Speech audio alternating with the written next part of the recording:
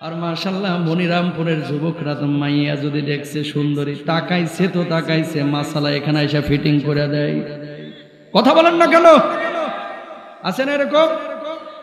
ভাই বিশ্বাস করেন, ফালাইনানে জিনা হুমান নাদর, চোখের জেনা হচ্ছে খারাপ কিছু দেখা, হাতের জেনা হচ্ছে হাত দিয়ে খারাপ কিছু স্পর্শ করা, অন্তরের জেনা হচ্ছে খারাপ কিছু কল্পনা করা। এমন যুবক এলাকার মধ্যে আছে হুন্ডা নিয়ে দাঁড়ায় থাকে, সুন্দরী মেয়ে কেউ যদি হেঁটে যায়, হোক বোরকাওয়ালি অথবা বোরকা ছাড়া, এক দোস্ত আর এক দোস্তর বলে দোস্তরে একের জিনিস যাচ্ছে না, নাউজুবিল্লাহ বাড়িতে গিয়ে বলেন, এখানে বললে তো গুনাহ হবে। জোরে বলেন। এই জন্য বন্ধুরা আমার, এক নাম্বার অশ্লীলতায় যাওয়া যাবে না, জেনা ব্যভিচারে যাওয়া যাবে না, হারাম কোনো জিনিস দেখা যাবে না, হারাম কোনো জিনিসের ধারে কাছেও যাওয়া যাবে না। বিশ্বনবী বলেছেন এক নাম্বার দুর্ভিক্ষ আসার কারণ। আল্লাহর নবী সাল্লাল্লাহু আলাইহি ওয়াসাল্লাম আরো বলছেন, ইদাস্তাহাল্লাত উম্মতি খুমসান ফালাইহিমুদ দিমার, আমার উম্মত পাঁচটা কারণে ধ্বংস হবে। উম্মত যখন পাঁচটা জিনিসকে হালাল মনে করবে, আল্লাহ রাব্বুল আলামিন ওই উম্মতকে ধ্বংস করে দিবেন। বলুন নাউযুবিল্লাহ। এক নাম্বার, ইদা দহরাত তালামুন, মানুষ যখন মানুষকে বেশি বেশি অভিশাপ দিবে, ছোটখাটো ভুলের কারণে দেখবেন বাবা এখন ছেলেকে অভিশাপ দেয়, মা সন্তানকে অভিশাপ দেয়, ভাই ভাইকে অভিশাপ দেয়, বোন বোনকে অভিশাপ দেয়। এই অভিশাপের মাত্রা যখন বেড়ে যাবে, আল্লাহ রাব্বুল আলামিন তখন ওই সমাজের উপরে, জাতির উপরে গজব দিয়ে দিবেন। বলুন নাউযুবিল্লাহ। দুই নাম্বার, আল্লাহর নবী বলছেন, ওয়াশারিবুল খুমুর, মদ পানের প্রবণতা যখন বেড়ে যাবে, মদ পান যখন মানুষ করবে, আল্লাহ রাব্বুল আলামিন তখন ওই জাতির উপরে ধ্বংস অনিবার্য করে দেবেন। আজকালকের যুবকরা অনেকেই মদ খায় না, কিন্তু সিগারেট খায়, বিড়ি খায়, গাঁজা খায়। এই সিগারেট বিড়ি গাঁজার কাছে যাওয়া যাবে না। যদি আপনি যান, আল্লাহ রাব্বুল আলামিন আপনারে ধ্বংস করবেন। কিয়ামতের ময়দানে আপনার দিকে রহমতের নজরে তাকাবেন না। বলুন নাউযুবিল্লাহ। অভিশাপ দিয়েন না, মদ গাঁজা খায়েন না। তিন নম্বর, আল্লাহর নবী বিশ্বনবী বলছেন, ওয়ালা বিসুল হারির, চিকন চাকন পোশাক যখন মানুষ বেশি বেশি পরবে, আল্লাহ রাব্বুল আলামিন তখন ওই মানুষগুলোকে ধ্বংস করবেন, গজব দিবেন। আজকে আপনারা যে মোটা মোটা সোয়েটার পরে এসেছেন, মাফলার পরে এসেছেন, এই সোয়েটার মোটা মোটা জামা কাপড় মূলত ঠান্ডার কারণে পরেছেন। শীত গেলে অনেকেই কিন্তু এই সমস্ত পোশাক আমরা পরি না। অনেক সময় এমন প্যান্ট পরেছেন, মেয়েরা এমন ড্রেস কোড ব্যবহার করে, ড্রেস ব্যবহার করে, নিচে কি পরেছে না পরেছে এটাও পর্যন্ত দেখা যায় ছেলেদের মেয়েদের, আছে না নাই? বিশ্বনবী সাল্লাল্লাহু আলাইহি ওয়াসাল্লাম বলছেন, যখন এরকম সময় হবে, রেশমি কাপড় মানুষ পরবে, চিকন চাকন পোশাক পরবে, আল্লাহ রাব্বুল আলামিন ওই জাতিকে ধ্বংস করবেন, ওই জাতির উপরে গজব পাঠিয়ে দেবেন, ওই জাতি অশ্লীলতায় নিমজ্জিত হবে, আর ওই জাতির উপরে আল্লাহ রাব্বুল আলামিন নিত্য নতুন রোগ চাপায়া দিবেন। বলুন নাউযুবিল্লাহ। অস্বীকার করতে পারবেন? আজকে মানুষের মাথা এত নষ্ট হয়েছে, এখন যত ছেঁড়া প্যান্ট তত নাকি ফ্যাশন। কথা বলেন না কেন? এই যে জিন্সের প্যান্ট পরে খোপ খোপ খোপ খোপ করে যেন ইন্দুরে কাইটা কাইটা ধুয়ে দিছে, রং চটা। নবীজি বলল ছেলেরা হাঁটুর উপরে কাপড় পরো, নবীজি বলল মেয়েরা হাঁটুর নিচে কাপড় পরো, টাকনুর নিচে আর কি। ছেলেরা উঠায় দিল একেবারে টাকনুর নিচে, মানে টাকনুর নিচে নামায় দিল, আর মেয়েরা এখন টাকনুর উপরে উঠে ফেললো। মানে নবীজি যা বলে এটার উল্টা করাটাই যেন এখনকার নেচার। ঠিক কিনা? এই জন্য বিশ্বনবী সাল্লাল্লাহু আলাইহি ওয়াসাল্লাম বললেন, কোন নারী যখন পুরুষের বেশভূষা ধারণ করবে, কোন নারী যখন পুরুষের মতো চলাফেরা করবে, আর কোন পুরুষ যখন নারীর মতো চলাফেরা করবে, আল্লাহ রাব্বুল আলামিন ওই নারী ওই পুরুষের উপরে গজব দিবেন, লানত করেছেন। বলুন নাউযুবিল্লাহ। যুবকরা আপনারা অনেকে প্যান্ট পরেন, এমন টাইট প্যান্ট, ছোট্ট গেঞ্জি আর নিচে জিন্সের প্যান্ট। এই জিন্সের প্যান্ট পরে গেছে মসজিদে জোহরের নামাজে, আল্লাহু আকবার বলে ইমাম সাহেব যখন রুকুতে গেছে, হেও রুকুতে গেছে, পেছন দিয়ে ফারাক্কাবাদ পুরা খোলা। কথা কন না কেন? বুঝেন না কথা? শর্ট গেঞ্জি আর জিন্সের প্যান্ট টাইট। সতর আপনার যুবক, সতর সতর, নাভির নিচ থেকে নিয়ে হাঁটু পর্যন্ত। তো আপনি যে রুকুতে গেলেন, পেছন দিয়ে যে খুলে গেছে, নিচে আন্ডারওয়্যার হলুদ পরছেন না লাল পরছেন, এটাও বোঝা যাচ্ছে আপনার নামাজ হয় নাই, নামাজ আবার পড়া লাগবে, আপনি হারাম করেছেন। ঠিক কিনা? আর এই যে ছেঁড়া ফাটা প্যান্ট, এগুলোকে যে ফ্যাশন বলতেছেন, এগুলো কিয়ামতের আলামত। এগুলোর কারণে আল্লাহ রাব্বুল আলামিন সমাজে গজব দেন। নাউযুবিল্লাহ কোন? এগুলো কবিরা গুনাহ, এই সমস্ত গুনাহ করা যাবে যাবে না। 4 নম্বর আল্লাহ নবী বিশ্বনবী সাল্লাল্লাহু আলাইহি ওয়াসাল্লাম বলছেন ওয়াত্তাখাযুল কিয়ান, গায়ক গায়িকা নায়ক নায়িকা সমাজের মধ্যে যারা একেবারে কোনো মান সম্মান নাই, অশ্লীলতাকে যারা ছড়ায়, যারা মিথ্যা কথা বলে, যারা চুরি চামারি করে, বাটপারি করে, বদমাইশি করে, এই সমস্ত মানুষগুলোকে মানুষ আইডল মনে করবে। বর্তমান সময় দেখেন হিরো আলমের মতো মানুষও কিন্তু সংসদ সদস্য হওয়ার চেষ্টা করছে। কথা বলেন না কেন? আরে বাপ রে বাপ, এই কথাগুলো অনেকের কাছে তিতা লাগবে। সিদ্দিক চোর, সিদ্দিক ভাইরাল সিদ্দিক দেখছেন না? আহা, আমার ভুল হয়েছে, আমার ক্ষমা করিয়ে দেন। এই সিদ্দিকের মতো লোক সমাজে যাদের কোনো স্ট্যাটাস নাই, যাদের কোনো শিক্ষা দীক্ষা নাই, এই সমস্ত মানুষগুলোকে এখন বিভিন্ন প্রোগ্রামে প্রধান অতিথি বানানো হচ্ছে। ঠিক কিনা? অস্বীকার করতে পারবে? কোথায় যাচ্ছি আমরা? মানুষের কোথায় গেল মাথা, মগজ গেল কোথায়? আহা, খুকুমনি পরিমনিরা মানুষের আইডল হয়ে যাচ্ছে। মানুষ ওদেরকে মনে করতেছে জান্নাতি মানুষ। ভাই, দিন যার ভিতরে নাই সেটা যেই হোক না কেন, আমি হিরো আলমকে খাটো করতেছি না, সিদ্দিককে খাটো করতেছি না, ওরাও আল্লাহর সৃষ্টি। আমার বলার উদ্দেশ্য হচ্ছে এটা, এই মঞ্চটায় চেয়ারটায় বসার জন্য ন্যূনতম একটা যোগ্যতা লাগে। যদি মূর্খকে এখানে বসান, এটা কিয়ামতের আলামত। ঠিক কিনা? এই যে উত্তরবঙ্গে, দক্ষিণবঙ্গে, আপনাদের যশোরে এই প্রবলেমটা আছে, মাইন্ড করেন না। নবীজি কি বলছেন? হাদিসটা শুনে লন। আল্লাহ রাসূল সাল্লাল্লাহু আলাইহি ওয়াসাল্লাম বলছেন, ইন্না মিন আশরাতিস সাআতি আইয়াল তামিসাল ইলমা ইনদাল আসগার। কিয়ামতের আগে মানুষ ছোট ছোট বাচ্চাদের থেকে ইলম নেওয়া শুরু করবে। বাতাস লাগবে না। যাদের সমাজে কোনো ধরনের পড়াশোনা নাই, এরা বড় বড় বুদ্ধিজীবীর মতো আকৃতি ধারণ করে বসে থাকবে। কথা বলে না, আসলে যোগ্যতা নাই, কিন্তু ভাব কি আমি বড় বুদ্ধিজীবী, মোটা মুছ আর কালো চশমা। বুঝেন নাই? ভাব এমন, এত বুদ্ধি, বুদ্ধির জোরে মাথায় আর চুল থাকতেছে না, চুল সব বিদায় নিচ্ছে। বুদ্ধি এক জায়গায় আছে, খালি ইসলামরে কিভাবে খোঁচা দিবে, খালি আলেমদেরকে কেমনে খোঁচা দিবে, মাহফিল গুলো কেমনে বন্ধ করবে। আর মানুষ কোথা থেকে বানানো হয়েছে? মানুষ নাকি বানর থেকে বানানো হয়েছে। বানর তোর বাপ মা হতে পারে, আমরা বানরের জাতি না, আমরা আদমের জাতি। ঠিক করা, বানর থেকে মানুষ হয়েছে, লাফাইতে লাফাইতে, ফালাইতে ফালাইতে। নাউজুবিল্লাহ কন্যা, এটা কোনো রাজনৈতিক কথা? বিশ্বাস করেন, আওয়ামী লীগ করেন, বিএনপি করেন, জাতীয় পার্টি করেন, জামাত করেন, দল যার যার, আল্লাহ কিন্তু সবার। কথা কন না কেন? যে মানুষটা আওয়ামী লীগ করে উনিও কিন্তু জান্নাতে যাইতে চায়, যিনি বিএনপি করে উনিও জান্নাতে যাইতে চায়, কিন্তু একটা জায়গায় আপোষহীন থাকতে হবে।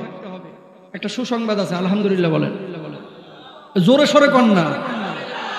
বেশি রাতে ওয়াজ করে মজা নাই, এই কারণে রাত হয়ে গেলে মানুষ জিবায়। আজকে শিক্ষামন্ত্রী বলেছেন এই শিক্ষা ব্যবস্থায় বিশেষ করে সপ্তম এবং ষষ্ঠ শ্রেণীতে যে ভুলগুলো হয়েছে, এটার জন্য একটা কমিটি গঠন করা হয়েছে। যেই কমিটির মধ্যে এখন ধর্মীয় বিশেষজ্ঞ রাখা হবে, মানে ইসলামিক স্কলার রাখা হবে, ভুলগুলো যেন শুধরে দেয়। এই জন্য আমরা শিক্ষামন্ত্রীকে ধন্যবাদ জানাচ্ছি।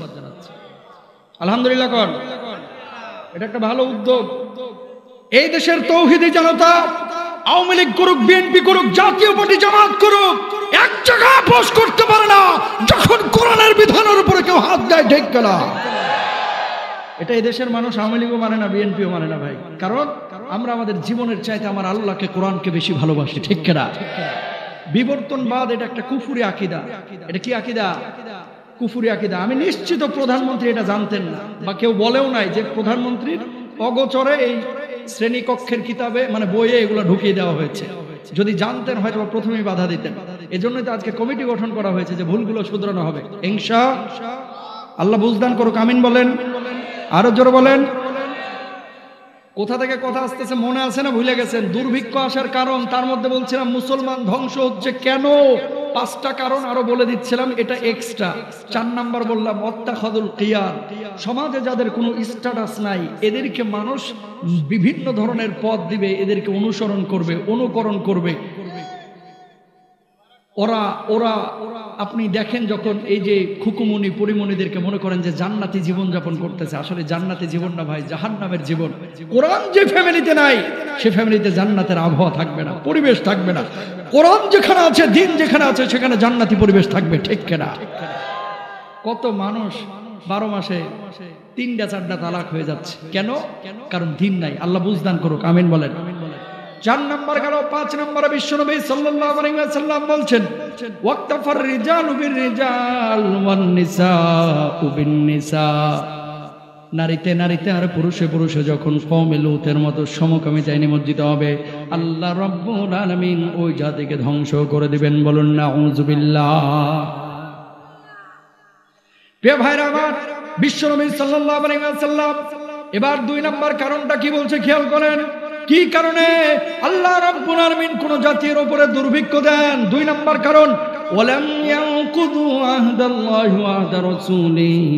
আল্লাহ রাসূলের সঙ্গে কেউ যখন ওয়াদা ভঙ্গ করে, আল্লাহ রাব্বুল আলামিন ওই জাতির উপরে গজব দেন, ওই জাতির উপরে দুর্ভিক্ষ দেন। বলেন নাউযুবিল্লাহ।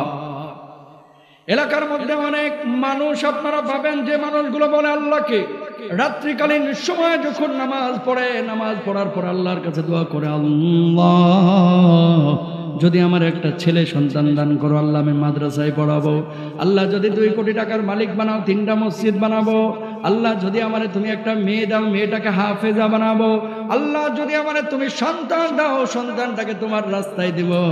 আল্লাহ যদি তুমি আমার আয় উপার্জনে বরকত দাও, আল্লাহ আমি মানুষের জন্য কাজ করব। এরকম দোয়া এলাকার মধ্যে মানুষ করে কি করে না? আরো জোরে বলেন। আল্লাহ রাব্বুল আলামিন বলছেন, ওই মানুষগুলোকে যখন আমি আল্লাহ রাব্বুল আলামিন অনুগ্রহ করি, যখন কোটিপতি বানায় দেয়, যখন সন্তান বানায় দেয়, যখন সন্তান দেয়, যখন ছেলে সন্তানের মালিক বানায়, ছেলে সন্তানের বাবা বানায়, ছেলে সন্তান মেয়ে সন্তান যখন আল্লাহ রাব্বুল আলামিন দান করে, ওই মানুষগুলো আল্লাহর সঙ্গে গাদ্দারি করে, বেঈমানি করে। অসংখ্য মানুষ এরকম বাংলার জমিনে পাবেন, যখন বাচ্চা 13 বছর হয়ে গেছে, বিয়ে হয় না, বলেছে আল্লাহ একটা বাচ্চা দাও, আমি হাফেজ বানাবো, মাদ্রাসায় পড়াবো, দিনদার বানাবো। ওরে বাপরে বাপ, হাফেজ আলেম বানানো তো দূরের কথা, আল্লাহর জন্য নামাজটা ঠিক মতো ওই সন্তানকে বাবা মা শিখায় না। আছে না নাই? আল্লাহর সঙ্গে ওয়াদা ভঙ্গ করে। চাকরি বাকরি যখন হয় না, অনেক যুবকরা দেখবেন নিয়মিত নামাজ পড়ে, মুয়াজ্জিন সাহেবের কাছে, ইমাম সাহেবের কাছে দোয়া চাই, হুজুর একটু দোয়া করে দেন, হুজুর যদি চাকরিটা হয় কোনোদিন নামাজ ছাড়বো না। এরকম বলে না? ডাক্তার যেমনি বলছে হার্টে ব্লক ধরা পড়ছে, 3টা রিং পড়ানো লাগবে, মুয়াজ্জিনের আগে মসজিদে গিয়ে হাজির হয়ে যায়, কখনো মসজিদে নামাজ কাজা করে না, যেমনি সুস্থ হয়ে যায় আল্লাহকে তখন আর চিনে না। এমন লোক আছে না নাই? এই যে করোনার সময় যখন সরকার মসজিদ বন্ধ করলো, কিছু মানুষের মায়া কান্না, ওরে বাপ রে বাপ, সরকার এটা কোনো কাজ করলো, মসজিদগুলো বন্ধ করে দিল, এই করলো সেই করলো। মুয়াজ্জিন সাহেব চিন্তা করতেছে, চোরটায় নামাজ পড়ে না, মসজিদ বন্ধ, হের এত মায়া কান্না কি লেগা?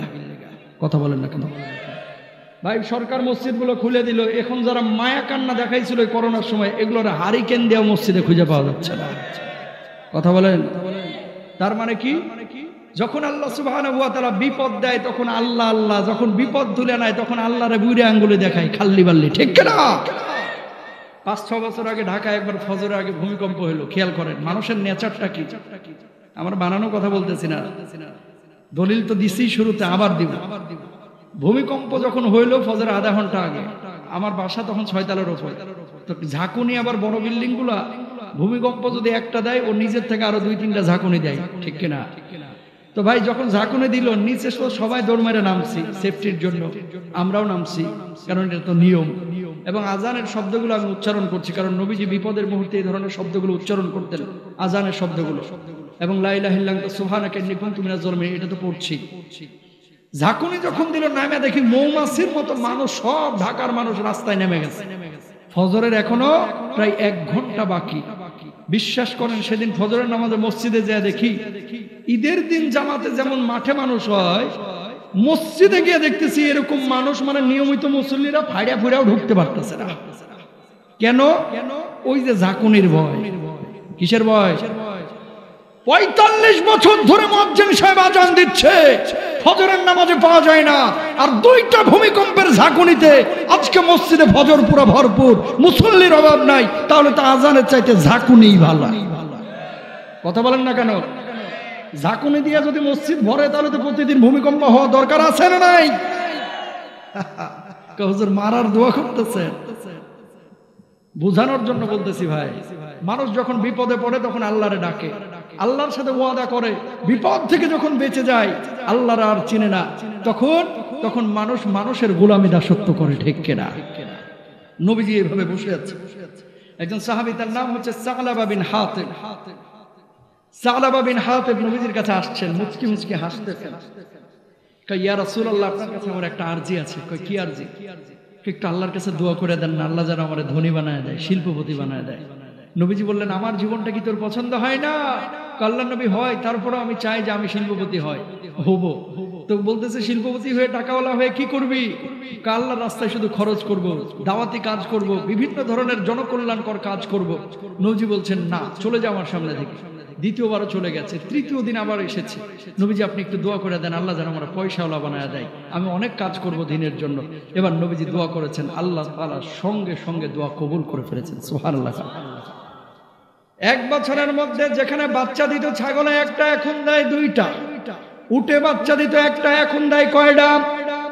2টা। 1 বছরের মধ্যে এত সম্পদ আল্লাহ রাব্বুল আলামিন দিয়ে দিলেন, এখন আর তার খামারের জায়গা হয় না। মদিনার বুকে আর থাকার জায়গা নাই, এখন ইন্ডাস্ট্রিয়াল এরিয়ায় যাইতে হবে খামার করতে। এতদিন 5 ওয়াক্ত নামাজ মসজিদে নববীতে পড়তেন, জুমার নামাজ আদায় করতেন। বিশ্বনবী সাল্লাল্লাহু আলাইহি ওয়াসাল্লামের দোয়ার বদৌলতে আল্লাহ রাব্বুল আলামিন তারে শিল্পপতি বানায় দিলেন। মদিনা থেকে অনেক দূরে চলে গেলেন ইন্ডাস্ট্রিয়াল এরিয়ায়, যাওয়ার পরে সেখানে খামার শুরু করলেন। এবার নবীজি খেয়াল করলেন, ওরে মসজিদে আর দেখা যায় না, ওই সাহাবী আর মসজিদে আসেন না। আল্লাহর নবী বললেন, সাহাবীরা, ওই সালাবা বিন হাতিবকে কেন আমি দেখি না? আমার সালাবা কই, আমার সালাবা কই? আল্লাহর নবীকে সাহাবীরা জবাব দিলেন, ওগো নবীজি, আপনার সাহাবা এখন বড় শিল্পপতি, বড় পয়সাওয়ালা, সে ব্যবসা বাণিজ্য নিয়ে ব্যস্ত হয়ে গেছে। এই জন্য 5 ওয়াক্ত নামাজে মসজিদে নববীতে আসতে পারে না, আর জুমার নামাজেও দূরত্বের কারণে আসতে পারে না। বলুন নাউযুবিল্লাহ। অথচ দোয়া যখন চাইছিল বলছিল কি, আল্লাহর নবী, আমি দিনই অনেক কাজ করব। এমন দিনই কাজ শুরু করেছে যে মসজিদে আর আসার টাইম। বিশ্বনবী সাল্লাল্লাহু আলাইহি ওয়াসাল্লামের উপরে যাকাতের বিধান ফরজ হইল, এমন মুহূর্তে আল্লাহর নবী সাল্লাল্লাহু আলাইহি ওয়াসাল্লাম কয়েকজন সাহাবীকে পাঠাইলেন, ও সাহাবীরা, যাও সালাবা বিন হাতিবের কাছে গিয়ে বলো, আল্লাহ রাব্বুল আলামিন বিশ্বনবীর উপরে যাকাতের বিধান ফরজ করেছে, তোমরা যাকাত আদায় করো, তুমি যাকাত আদায় করো। সাহাবীদের একটা টিম গেল সালাবা বিন হাতিবের কাছে, যাওয়ার পরে বললেন, সালাবা, আল্লাহ রাব্বুল আলামিন যাকাতের বিধান ফরজ করেছে, আপনি 2.5% হারে যাকাত দেন। অমনি সাহাবা জবাব দিল, মুসলমানদের মধ্যে কি আজকাল চাঁদাবাজি শুরু হয়েছে? এই সমস্ত ট্যাক্স ফ্যাক্স এগুলো তো মুসলিমরা দিবে, আমি মুসলমান হয়ে কোনো মুসলমানকে চাঁদা দিতে পারবো না। বলেন নাউযুবিল্লাহ। সাহাবীদের মনটা খারাপ হয়ে গেল। এবার ওই সাহাবীরা আল্লাহ নবী বিশ্ব নবী রাহমাতুল লিল আলামিনের কাছে ফিরে আসলেন। আসার পরে বললেন, ওগো নবীজি, যেই সাহাবার জন্য আপনি দোয়া করেছিলেন, ওই সাহাবা তো যাকাতকে অস্বীকার করেছে। আল্লাহর নবী কষ্ট পাইলেন, বললেন, খবরদার, খবরদার, আর কখনো সাহাবার কাছে যাকাতের টাকা আনতে যাইবা না। আল্লাহ রাব্বুল আলামিন আর শাহজিন থেকে সবকিছুই দেখছিলেন। আল্লাহ রাব্বুল আলামিন বিশ্ব নবীর কাছে একটা না, 2টা না, 3টা না, প্রায় 4টা আয়াত এই মুনাফিককে কেন্দ্র করে সূরা তাওবার মধ্যে নাজিল করে দিলেন। বলুন আল্লাহু আকবার। জিবরিল আমিন আল্লাহর নবীর কাছে আসলেন, বললেন, ইয়া রাসূলুল্লাহ, ইয়া হাবিবাল্লাহ, আল্লাহ রাব্বুল আলামিন সব কিছু দেখেছেন। এলান আল্লাহ রাব্বুল আলামিন আয়াত নাযিল করেছেন, ওয়া মিনহুম মান আহাদাল্লাহু লা ইন আতানা মিন ফাদলিহি লানাসাদ্দাকান্না ওয়া লানাকুনান্না মিনাস সালিহিন।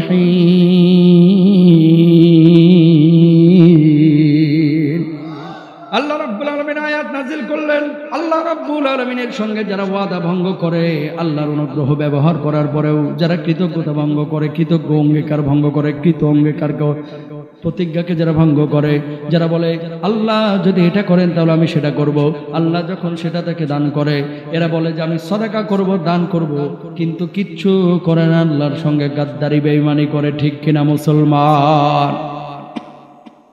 নবীজির সাহাবী হওয়ার পরে সাহাবী মুনাফিক হয়ে কবরে গেছেন। নাউযুবিল্লাহ বলেন। 2 নাম্বার কারণ, দুর্ভিক্ষ আসার পাইছেন নি। 1 নাম্বার হচ্ছে অশ্লীলতা বেড়ে যাওয়া, 2 নাম্বার হচ্ছে বিশ্বনবী সাল্লাল্লাহু আলাইহি ওয়াসাল্লাম যে কারণটি বলেছেন আপনারা নিশ্চয়ই শুনেছেন, আল্লাহর সাথে ওয়াদা ভঙ্গ করা। সুতরাং আল্লাহর সঙ্গে যদি কোনো কমিটমেন্ট করেন, সেই কমিটমেন্ট ওয়াদাকে রক্ষা করতে হবে ইনশাআল্লাহ। বলেন 3 নাম্বার আসেন, বিশ্বনবী কি বলছেন? ওয়ালাম ইয়ামনাউ যাকাতা আমওয়ালিহিম ইল্লা মুনিউল কাতরা মিনাস সামা। আল্লাহর নবী বলছেন, যখন কেউ যাকাতকে অস্বীকার করবে, যাকাত যখন না দিবে, আকাশের বৃষ্টি আল্লাহ রাব্বুল আলামিন বন্ধ করে দিবে। নাউজুবিল্লাহ। বলেন এই খুব মনোযোগ দেন। বর্ষাকালে এখন বৃষ্টি হচ্ছে না, অনিয়মিত বৃষ্টি, খেয়াল করছেন? কয়েক বছর ধরে কিন্তু বর্ষাকালে অতটা বৃষ্টি হয় না, দেখছেন কি দেখেন নাই? শীতকালে অনেক সময় বৃষ্টি হচ্ছে।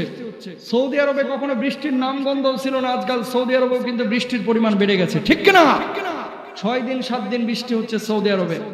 যেই সৌদি আরবে কখনো ফসল ফলাদি অথবা সবুজ গাছ কল্পনাও করা যায়নি, আজকে ওই সৌদি আরবে কিন্তু সবুজ গাছের পরিমাণ বেড়ে গেছে। বিশ্বনবী সাল্লাল্লাহু আলাইহি ওয়াসাল্লাম একটা হাদিস শুনেন, আর বুঝতে বাকি নাই যে কিয়ামত খুব নিকটে, কিয়ামত খুব নিকটে। আল্লাহর নবী বলেছেন, লা তাকুমুস সাআহ হাত্তা তাউদা আরদুল আরবি মুরুজাও ওয়া আনহারা।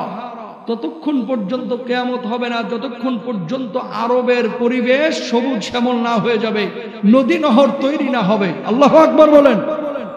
আজকে বর্তমান আরবে যেখানে পানি কল্পনাও করা যাইত না এক সময়, এত বৃষ্টি হচ্ছে যে ছোট ছোট খাল নদী নালা তৈরি হচ্ছে এবং গোটা মক্কা মদিনার আশপাশ সবুজ হয়ে যাচ্ছে। আমি বলছি না যে কিয়ামত 2030 সালে হয়ে যাবে, বলছি না কিয়ামত 29 সালে হয়ে যাবে, বলছি না 2035 সালে কিয়ামত হয়ে যাবে, কিন্তু কিয়ামতের আলামতগুলো একটা একটা করে কিন্তু প্রকাশিত হয়ে যাচ্ছে। দেখেন অনিয়মিত বৃষ্টি কিন্তু বাংলাদেশে একটা নিয়মিত রূপে চলে এসেছে। বর্ষাকালে বৃষ্টি নাই, পরবর্তী সময় হচ্ছে অথবা আগে হচ্ছে, গরমকালে ঠাডানো গরম, আবার শীতকালে এমন শীত মাঝে মাঝে মনে করেন মানুষকে পাগলা ঘোড়ার মতো করে ফেলতেছে, ঠিক কিনা বলেন? এই যে গত কয়েকদিন আগে আপনাদের যশোর, চুয়াডাঙ্গা, ঝিনাইদহ, যখন আমি তখন ওখানেই ছিলাম, এই যে চুয়াডাঙ্গা আমার সফর ছিল, ঝিনাইদহ মাহফিল ছিল, শুনলাম নাকি 9 ডিগ্রিতে নেমে গেছে তাপমাত্রা। কত? 7। কি পরিমাণ শীত! বাংলাদেশে এক সময় দেখবেন যে এরকম বরফ পড়া শুরু হবে, তারপরে মনে করেন এই যে শিলাবৃষ্টি তো আছেই, শিশির পড়া শুরু হবে, এমন ভাবে ইউরোপ আমেরিকায় যেরকম দেখা যায়। এই সমস্ত জিনিসগুলো কিন্তু এই যে অনিয়মিত অবস্থা, এগুলো কিন্তু আমাদের কৃতকর্মের কারণে। যাকাত যখন আপনি দেওয়া বন্ধ করে দিবেন, আজকে সমাজের মধ্যে নামাজ আমরা অনেকেই পড়ি কিন্তু যাকাত আমরা আদায় করি না। যাকাত যখন আপনি আদায় না করবেন, আকাশের বৃষ্টি বন্ধ হবে। আকাশের বৃষ্টি যদি বন্ধ হয়ে যায়, যতই আপনি ফসল ফলাদি উৎপাদনের জন্য সেলো মেশিন দিয়ে পানি ঢালেন আর সেচ কাজ করেন, আপনি কিন্তু কুলায় উঠতে পারবেন না, ঠিক কিনা? আকাশের বৃষ্টি ছাড়া কি ফসল উৎপাদন সম্ভব? না। এই জন্য যাকাত দিতে হবে। 3 নাম্বার। 4 নাম্বার, আল্লাহর নবী বিশ্বনবী সাল্লাল্লাহু আলাইহি ওয়াসাল্লাম বলছেন, ওয়ালাম ইয়ানকুসুল মিকানা ওয়াল মিজানা ইল্লা উখিযু বিসসিনিন ওয়া শিদ্দাতিল মাউনাতি ওয়া জাওরিস সুলতানি আলাইহিম। আল্লাহর নবী সাল্লাল্লাহু আলাইহি ওয়াসাল্লাম বললেন, দুর্ভিক্ষ আসার 4 নাম্বার কারণ মাপে কম দেওয়া, ওজনে কম দেওয়া, মানুষকে ঠগানো, মানুষের হক নষ্ট করা। গোটা এই মনিরামপুরে একজন মানুষ ওজনে কম দেয় না, মাপে কম দেয় না, আছে না নাই? ভাই, নামাজের সংখ্যা বেড়ে গেছে মুসল্লিদের, খেয়াল করেন। অসংখ্য মুসল্লি মসজিদে এখন যাচ্ছে, এখানে হাত তুলতে বললে অনেক মুরব্বী হাত তুলবে, হুজুর আমি আমার বোনের সম্পদটা বাপের থেকে যে ভিটাটা পাইতো বা অংশটা পাইতো এখনো বুঝায় দেয়নি, আছে না নাই? বলেন, বুঝেন নাই কথা? ভাইয়ের হক ভাই মেরে দিচ্ছে, বোনের সম্পদ বোনকে বুঝিয়ে দিচ্ছে না, আরেকজনের কাছ থেকে ঋণ নিয়ে টাকাগুলো আদায় করছে না। যখন কিনছে তখন পয় পয় করে ওজন করে কেনাকাটা করতেছে, আর যখন মাইপে আরেকজনের কাছে বেচবে তখন খালি 100 গ্রাম 150 গ্রাম কিভাবে কম দেওয়া যায় এই পাইতারা করতেছে, আছে না? বান্দার হক নষ্ট করে, বোনের হক নষ্ট করে, ভাইয়ের হক নষ্ট করে, আল্লাহর শপথ, আল্লাহর জান্নাতে আপনি যাইতে পারবেন না। আল্লাহ রাব্বুল আলামিন বলেছেন, অজামিনযোগ্য পাপ হচ্ছে 2টা। জোরে সোরে বলেন কয়টা? ঘুমায়েন না, কয়টা? জোরে বলেন কয়টা? অজামিনযোগ্য পাপ মানে বুঝালেন, একটা হচ্ছে এমন পাপ যেটা তওবা করলে আল্লাহ মাফ করে দেবে। এমন পাপ যে পাপটা করে, ধরেন নামাজ পড়েন নাই 5 ওয়াক্ত, আল্লাহ চাইলে মাফ করে দিতে পারে। জিনা করেছেন, আল্লাহ চাইলে মাফ করে দিতে পারে। আপনি আরেকজনের কাছে এই কি বলে আরেকজনের সঙ্গে গালমন্দ করেছেন, আল্লাহ চাইলে মাফ করে দিতে পারে। আপনি একজন মানুষের রাস্তা হাঁটার, যেখান দিয়ে চলাফেরা করে, রাস্তার মধ্যে কলার খোসা ফেলে রেখেছেন, গুনাহ করেছেন, আল্লাহ চাইলে মাফ করে দিতে পারে। কিন্তু 2টা পাপ আছে যেই পাপগুলো আল্লাহ মাফ করবেন না। একটা রোজা করেন নাই, আল্লাহ চাইলে মাফ করতে পারে, কিন্তু বান্দার হক নষ্ট করলে আল্লাহ তাআলা ক্ষমা করবেন না, আর শিরিক করলে আল্লাহ ক্ষমা করবেন না। নাউজুবিল্লাহ বলেন। পাপ কয়টা? 1 নাম্বার শিরিক করা, 2 নাম্বার বান্দার হক নষ্ট করা। বিশ্বনবী সাল্লাল্লাহু আলাইহি ওয়াসাল্লাম বসে আছেন, এমন মুহূর্তে আল্লাহর নবী সাল্লাল্লাহু আলাইহি ওয়াসাল্লামের সামনে একটা লাশ হাজির করা হলো। সাহাবীরা বলল, ইয়া রাসূলুল্লাহ, আপনি তার জানাজার নামাজটা পড়ায় দেন। আল্লাহর নবী বললেন, না না, আমি তার জানাজার নামাজ পড়াবো না। সাহাবীরা বললেন, ওগো নবীজি, কেন তার জানাজার নামাজ আপনি পড়াইবেন না? আল্লাহর নবী বিশ্বনবী সাল্লাল্লাহু আলাইহি ওয়াসাল্লাম বললেন, সাহাবীরা রে, ওই ব্যক্তি ঋণগ্রস্ত ছিল, ঋণ পরিশোধ করার তৌফিক ছিল, কিন্তু ঋণ পরিশোধ করে নাই। এই কারণে আমি নবী তার জানাজার নামাজ পড়াবো না। বলুন নাউজুবিল্লাহ। বন্ধুরা আমার, এই জন্য কখনো ঋণ নিয়ে কবরে যায় না। বাপ মারা যায়, সন্তান বাপের ঋণ পরিশোধ করে না, বরং 40 জন্য 3 দিনের জন্য 5টা 6টা গরু কিনে। এটা কিন্তু তার উপরে ফরজ না, বরং বাপ ঋণগ্রস্ত থাকলে বাপের ঋণ পরিশোধ করা। বাপ যদি অন্যের হক নষ্ট করে, এই হকদারদের পাওনাদারদের পাওনা মিটিয়ে দেওয়া তার উপরে আবশ্যক। বলুন আল্লাহু আকবার। বান্দার হক নষ্ট করে, বোনের হক নষ্ট করে, ভাইয়ের হক নষ্ট করে আল্লাহর জান্নাত কল্পনা করা যাবে না। কিয়ামতের ময়দানে আল্লাহ সুবহানাহু ওয়া তাআলা এক শ্রেণীর মানুষকে একত্রিত করবেন। ওই মানুষগুলো হাসতে হাসতে কিয়ামতে উঠবে, কারণ নামাজ পড়েছে, রোজা করেছে, হজ করেছে, যাকাত দিয়েছে। আল্লাহ রাব্বুল আলামিন বলবে, এই ফেরেশতারা এদের আমলগুলো চেক করো তো। ফেরেশতারা চেক করে বলবে, আল্লাহ, এরা তো নামাজ রোজা সব কিছু করেছে, কিন্তু আল্লাহ, এরা তো বান্দার হক নষ্ট করেছে। আমরা কি করব?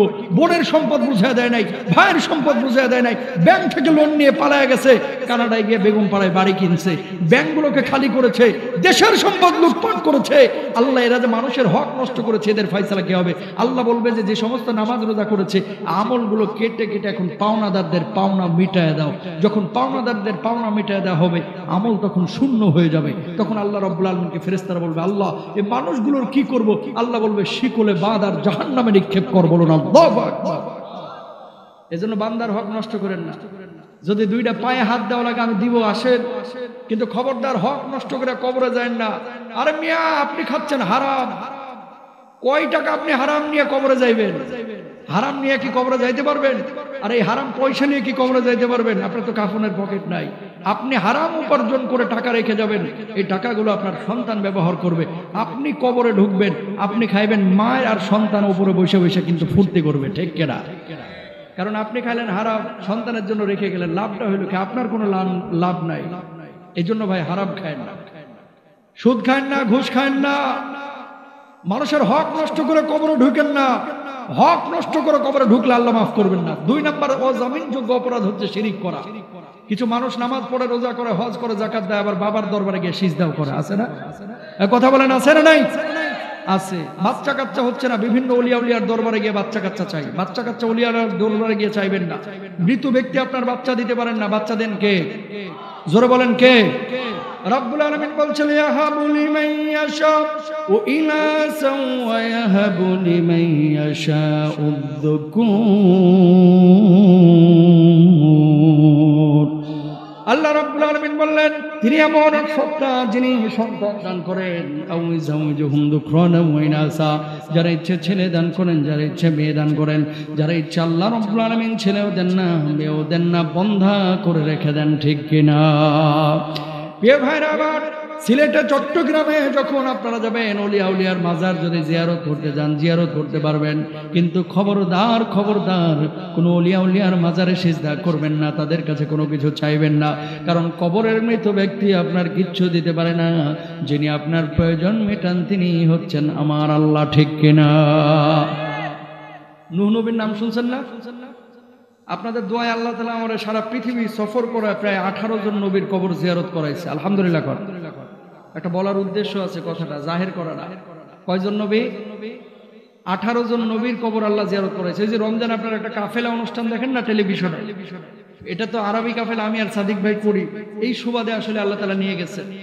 নূহ আলাইহিস সালাতু ওয়াস সালামের কবরটা লেবাননে, যখন ওনার কবরটা জিয়ারতের জন্য পাহাড়ের উপরে উঠলাম, কবরটা উঠে দেখি 72 হাত লম্বা। আল্লাহু আকবার। তার মানে উনি কি পরিমাণ লম্বা ছিলেন। ওনার কবরের উপরে একটা কথা লেখা, হাদিস হাদিস, ইদা সাআলতা ফাসআলিল্লাহ ওয়া ইদা ইসতাআনতা ফাসতাইন বিল্লাহ। আল্লাহু আকবার কোন। যখন তোমার কোনো সাহায্যের প্রয়োজন হবে সরাসরি কার কাছে চাইবা? আরো জোরে বলেন, কার কাছে? আল্লাহর কাছে।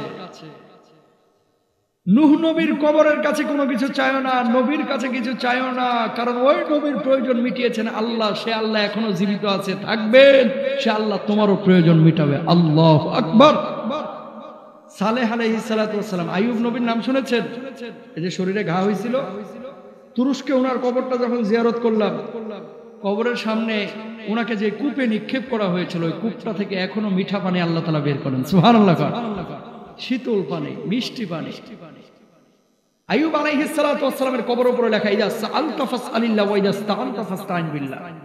যখন তোমার কোনো সাহায্যের প্রয়োজন হবে সরাসরি আল্লাহর কাছে চাও, কবরের নবীর কাছে কোনো কিছু চেও না। আচ্ছা আপনারা বলেন তো, একই কথা সালেহ নবী, হারুন নবী, তারপরে মুসা আলাইহিস সালাতু ওয়াস সালাম, শুআয়ব আলাইহিস সালাতু ওয়াস সালাম, নূহ আলাইহিস সালাম, আইয়ুব আলাইহিস সালাতু ওয়াস সালাম, এতগুলো নবীর কবরে এই ধরনের হাদিসগুলো কোট করা, লেখা যে নবীর কাছে কিছু চাও না। নবীর কবরের দাম বেশি না ওলির কবরের? চুপ করে বসে রয়েছেন কেন? জোরে বলেন, ঘুমায়েন না। কার?